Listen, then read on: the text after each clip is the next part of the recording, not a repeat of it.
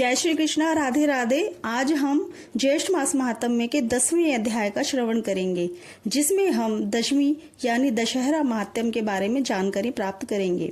इसके पहले की प्रथम 9 दिन की कथा की वीडियो मैंने अपने चैनल की प्लेलिस्ट में अपलोड की हुई है, वहां से आप इन कथाओं का श्रवण कर सकते हैं। मैं इस वीडियो की डिस्क्रिप्शन में भी उनके लिंक दे दूंगी, वहां से भी आप उन सभी कथाओं को देख व सुन सकते हैं। ज्येष्ठ मास महात्म्य को सुनने के लिए रोज प्रातः काल यानी ब्रह्म मुहूर्त में उठकर स्नान करके स्वच्छ वस्त्र पहनकर भगवान श्री विष्णु जी का पूजन करना चाहिए और ज्येष्ठ मास महात्म्य की कथा सुननी चाहिए। मैं आपको प्रतिदिन प्रति अध्याय के हिसाब से 30 अध्यायों का श्रवण कराऊंगी। आओ अब कथा को प्रारंभ करते हैं। पिछले अध्याय में हमने सुना था कि स्कंद जी कहने लगे कि हे ब्राह्मणों, गौरी व्रत के विषय में मैं एक कथा और बताता हूँ। उसके बाद उन्होंने मेधावी नाम के ब्राह्मण की कथा बताई, जिसके संतान ना होने के कारण वह दुखी और बीमार रहने लगा। तब नारद जी की कृपा से उन्होंने ज्येष्ठ मास का व्रत किया, गोदान व ब्राह्मण भोजन करवाया। तब इस व्रत के प्रभाव से उनके कामदेव के समान सुंदर पुत्र उत्पन्न हुआ। इसके बाद समस्त पुरवासियों ने भी इस व्रत को किया और सभी सुखी हो गए। इस व्रत को शिवजी ने पार्वती जी से कहा था, जो परम श्रेष्ठ व्रत मैंने आप सभी को सुनाया है। अब आगे की कथा इस प्रकार है। स्कंद जी कहने लगे कि हे ऋषियों, ज्येष्ठ मास के आने पर भगवान विष्णु के मंदिर में जाकर दशहरा व्रत करना चाहिए और एकम से लेकर दशमी तक भागीरथी के जल में स्नान करना चाहिए। ऋषि कहने लगे कि हे स्कंद जी, इस व्रत का दशहरा नाम क्यों हुआ और एकम तिथि में स्नान क्यों करना चाहिए, यह सब बात आप हमको विस्तार पूर्वक समझा कर कहिए। स्कंद जी कहने लगे कि हे ऋषियों, ज्येष्ठ मास शुक्ल पक्ष दशमी तिथि बुधवार, हस्त नक्षत्र, गरकर्ण, आनंद योग, व्यतिपात योग, कन्या राशि के चंद्रमा और वृष राशि के सूर्योदय होने पर स्नान, दान, पूजन आदि करने से मनुष्य सब पापों से मुक्त हो जाता है और इस लोक में अनेक प्रकार के भोगों को भोग कर अंत समय में विष्णु लोक को प्राप्त होता है। अन्याय से पराय द्रव्य को हरना, शास्त्र विरुद्ध हिंसा करना, पराई स्त्री से भोग करना, यह 3 प्रकार के कायिक कर्म कहा जाता है। कठोर वचन बोलना, झूठ बोलना, किसी की चुगली करना, राजों को देश की आय को निष्प्रयोजन व्यय करना, ऐसे 4 प्रकार के अशुभ फल देने वाले वाचिक कर्म कहे गए हैं। दूसरों की बुराई की इच्छा करना, परलोक को कुछ नहीं, यह शरीर ही आत्मा है, ऐसा विचार और प्रचार करना, ये 3 प्रकार का मानस पाप कर्म कहा जाता है। ज्येष्ठ शुक्ल पक्ष की दशमी को दर्शन, स्पर्श, मंजन, पान, अर्चन आदि करने से ऊपर कहे गए 10 प्रकार के पापों का नाश हो जाता है। इसलिए पूर्वदर्शी मुनियों ने इसका नाम दशहरा रखा है। ज्येष्ठ शुक्ल दशमी के दिन स्नान मात्र करने से 10 जन्मों का अर्जित पापों का नाश हो जाता है, इसलिए भी इसका नाम दशहरा हुआ। दशहरे के दिन इन पुरातन मंत्रों से श्री गंगा जी का पूजन करना चाहिए। मंत्र श्री शिवा को नमस्कार है, शांता और नारायणी को नमस्कार है, 10 विध पापों का नाश करने वाली श्री गंगा जी को नमस्कार है। उसी स्थान में महान ओजस्वी 10 देवताओं का पूजन करें। 10 देवताओं के नाम नारायण, महेश, ब्रह्मा, सूर्य, भागीरथ, हिमवान, स्कंद, गणेश, चंडी और सोम हैं। इनका अपनी शक्ति के अनुसार पूजन कर 10 फलों का पृथक पृथक पूजन करें और सत्तू के 10 पिंड बनाकर जल में छोड़ें। इस पसर तिल 10 ब्राह्मणों को देकर गंगाए सर्वरूपणे नमः इस मंत्र से पूजन करें तथा अपनी शक्ति के अनुसार गुड़ के 10 पिंड लेवें। यथाशक्ति स्वर्ण के मत्स्य, कच्छप, मंडूक, शिशुमार आदि बनाकर चांदी का या किसी दूसरी धातु या पिसान का बनाकर उनका पूजन करके जल में छोड़ दें। उसके पश्चात 10 सेर तिल, धान्य और जौ ब्राह्मण को देवें और 10 गायों का दान ब्राह्मणों को देवें। इस प्रकार कंजूसी ना करता हुआ पूजन और दान करें। पकवान तथा पायस का भोजन ब्राह्मणों को कराएं और 10 जन्मों के अर्जित पापों से मुक्त हो जाते हैं, इसमें कोई संशय नहीं है। ज्येष्ठ मास के शुक्ल पक्ष को एकम तिथि से लेकर दशमी पर्यंत तिथियों में दशाश्वमेध तीर्थ में स्नान करने से समस्त पापों से छूट जाते हैं। ज्येष्ठ शुक्ल के एकम से लेकर समस्त जन्म के पापों को नष्ट करने वाली दशमी तिथि पर्यंत सभी तिथियों से क्रम से स्नान करने वाला मनुष्य में श्रेष्ठ होता है। और दशहरे के दिन दशाश्वमेघेश्वर के लिंग का दर्शन करने से 10 जन्म के अर्जित पापों का नाश होता है, इसमें संशय नहीं है। और 10 योगा नाम इसकी प्रसिद्धि है। दशमी के दिन तो 10 योगों का संबंध हो अथवा ना हो, अकेले ज्येष्ठ मास ही सर्वश्रेष्ठ है। समस्त योगों से रहित होने पर भी केवल ज्येष्ठ मास ही निश्चित रूप से मनवांछित फल देने वाला होता है। जैसे आकाश में नक्षत्र गणों के साथ चंद्रमा शोभित होता है, वैसे ही योग के साथ ज्येष्ठ मास शोभित होता है। केवल योगी शोभित नहीं होते, बिना ज्येष्ठ मास के एकत्रित सब योग ही निष्फल होते हैं, इसमें संशय नहीं है। इस प्रकार से ज्येष्ठ मास महात्म्य की ज्येष्ठ शुक्ल दशमी यानी दशहरा महात्म्य वर्णन का 10वां अध्याय समाप्त होता है। जय श्री कृष्णा, राधे राधे।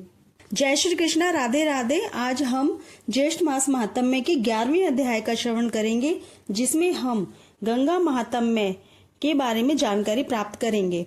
आओ अब कथा को प्रारंभ करते हैं। पिछले अध्याय में हमने सुना था कि स्कंजी कहने लगे कि हे ऋषियों, ज्येष्ठ मास में विष्णु मंदिर में जाकर दशहरा व्रत करना चाहिए। इस व्रत के करने से मनुष्य सारे पापों से मुक्त हो जाता है और अंत में विष्णु लोक को प्राप्त होता है, यानी विष्णु लोक को जाता है। अब आगे की कथा इस प्रकार से है।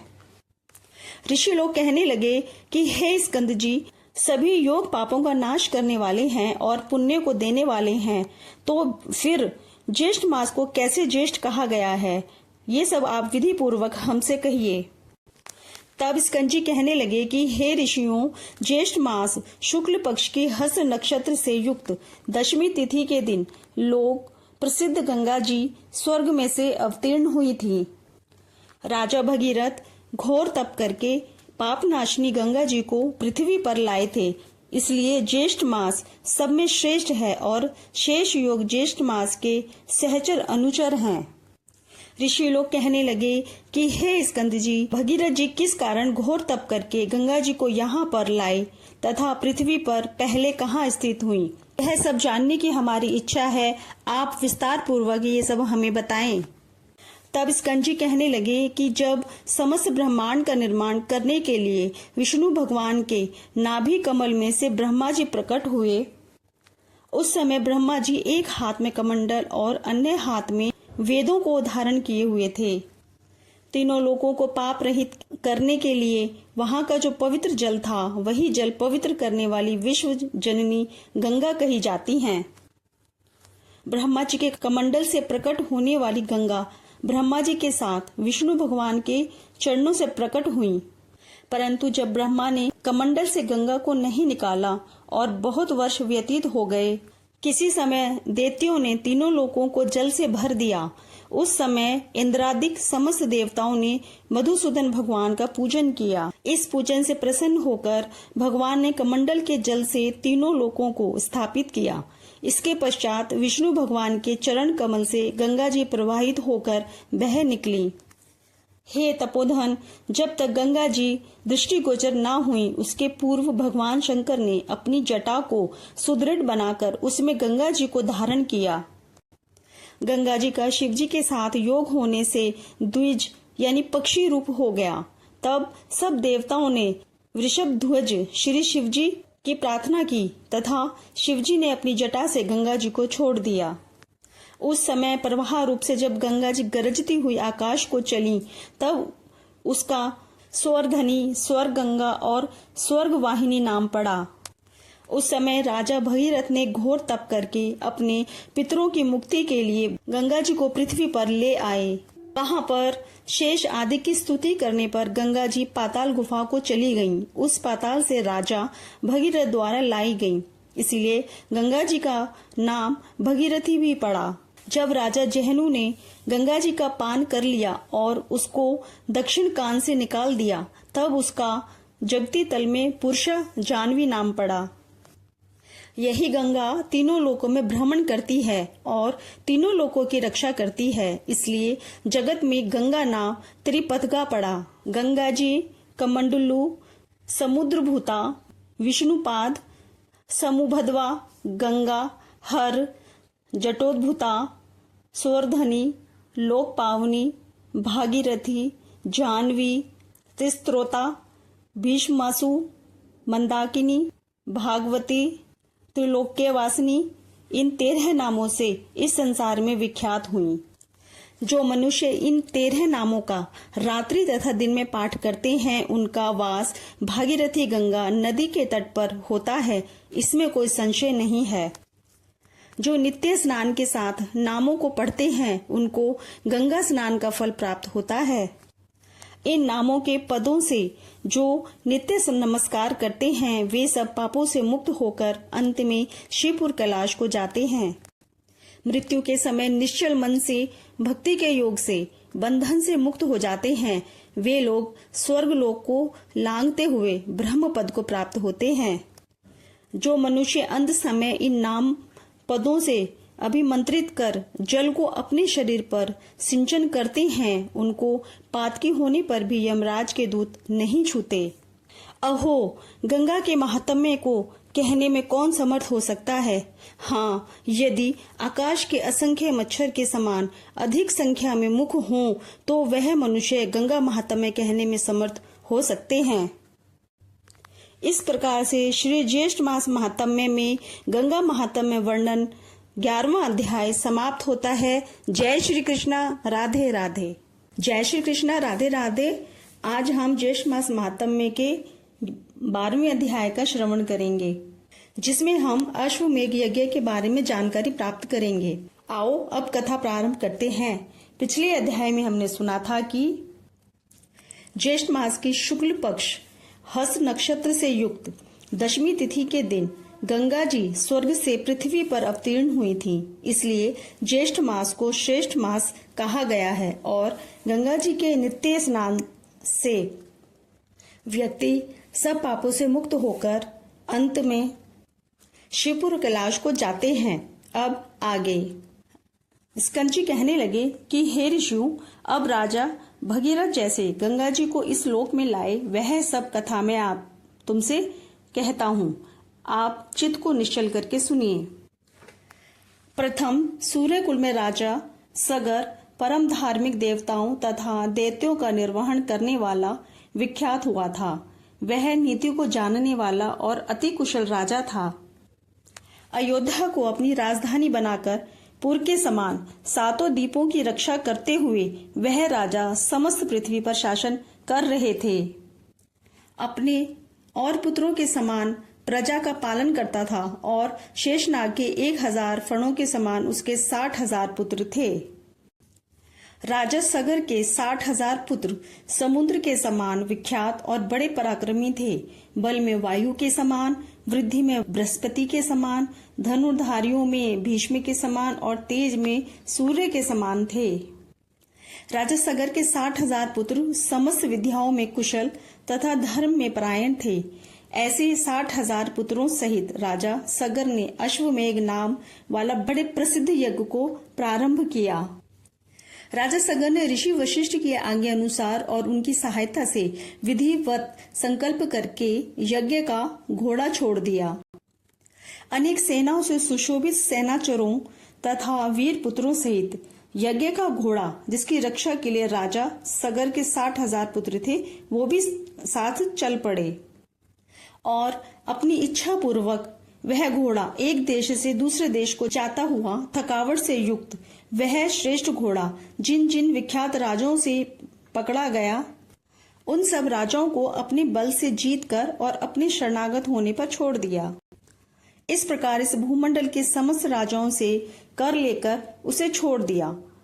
और उन राजाओं से कर में गधे, ऊंट, घोड़े, हाथी और धन आदि समस्त सामान एकत्रित करके अयोध्या लाए गए।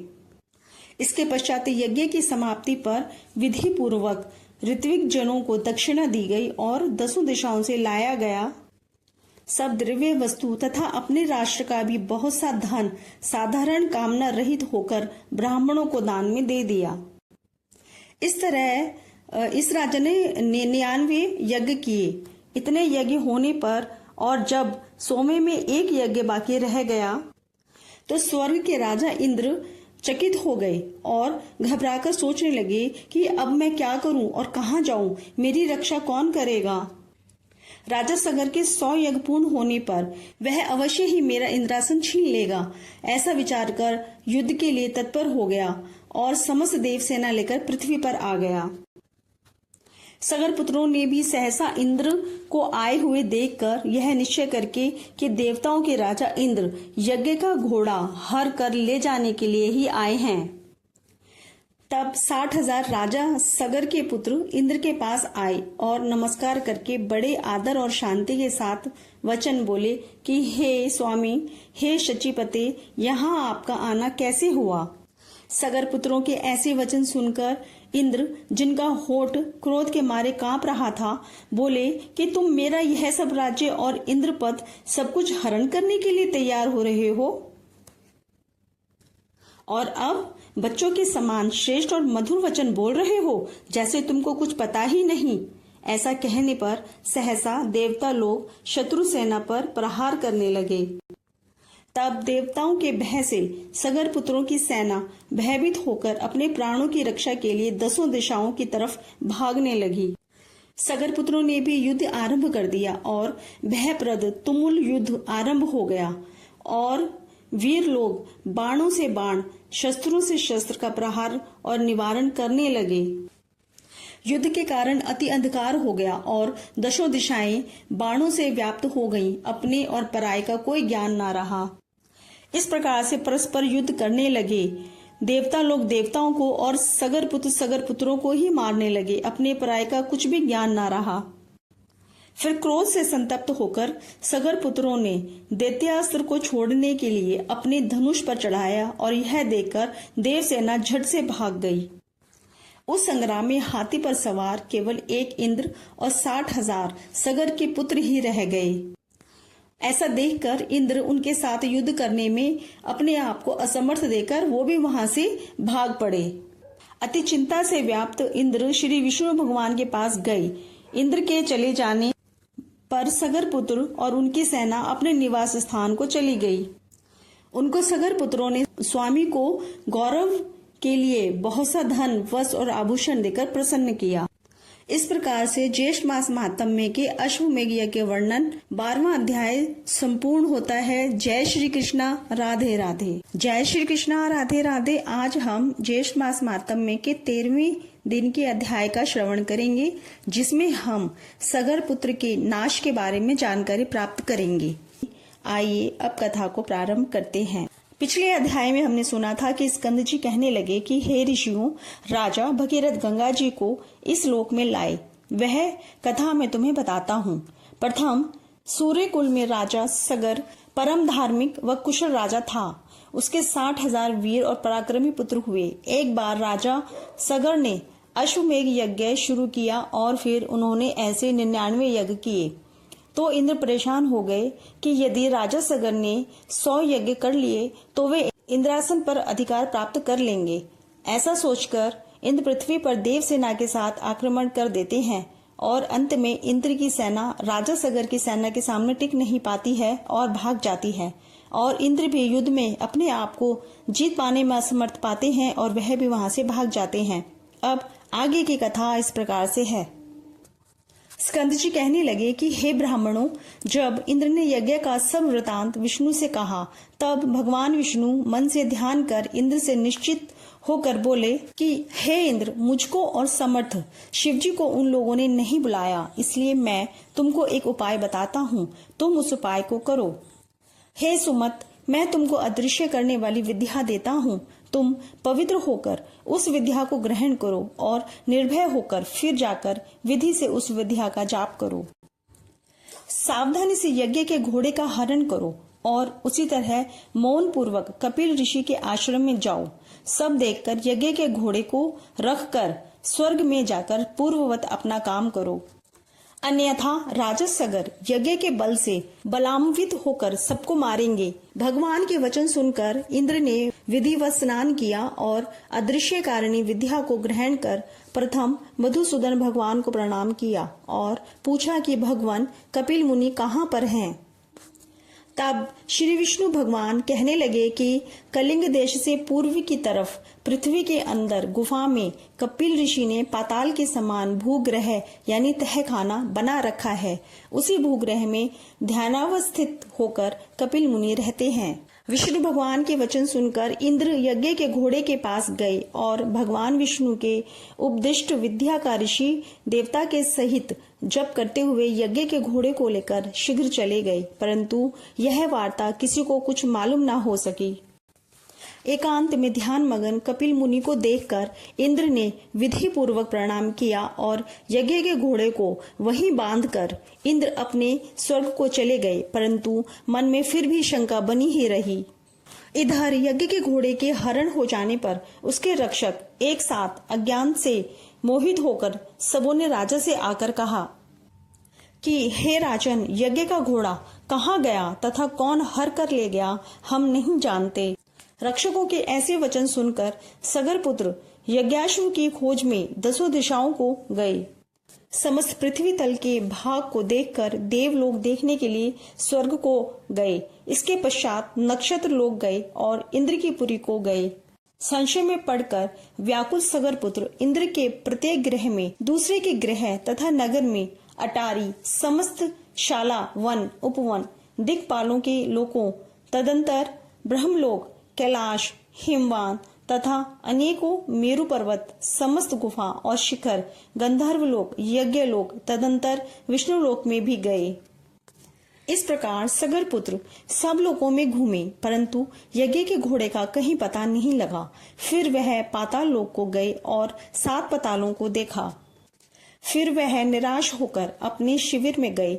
सब दुखी होकर प्राण त्यागने को तैयार हो गए और सब काल से प्रेरित होकर पृथ्वी को खोदने लगे।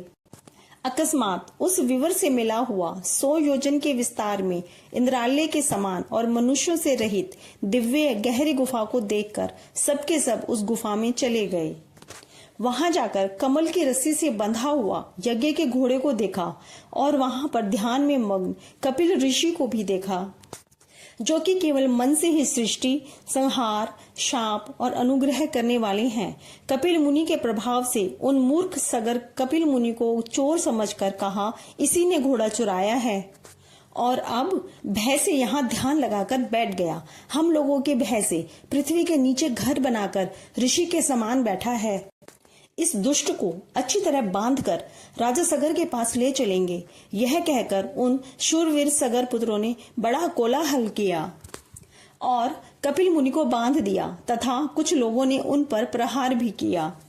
ध्यान को त्याग कर जो ही कपिल मुनि ने उनकी ओर देखा, त्यों ही वे सगर के पुत्र कपिल मुनि की नेत्राग्नि से जलकर भस्म हो गए। इस प्रकार से ज्येष्ठ मास महात्म्य में सगर पुत्र नाश वर्णन और 13वां अध्याय संपूर्ण होता है। जय श्री कृष्णा, राधे राधे। आपसे निवेदन है कि मेरी इन वीडियो को ज्यादा से ज्यादा लाइक व शेयर करें और यदि आपने मेरे चैनल को सब्सक्राइब नहीं किया है तो उसे सब्सक्राइब जरूर करिए और सभी कथाओं का श्रवण अवश्य करिए। जय श्री कृष्णा, राधे राधे।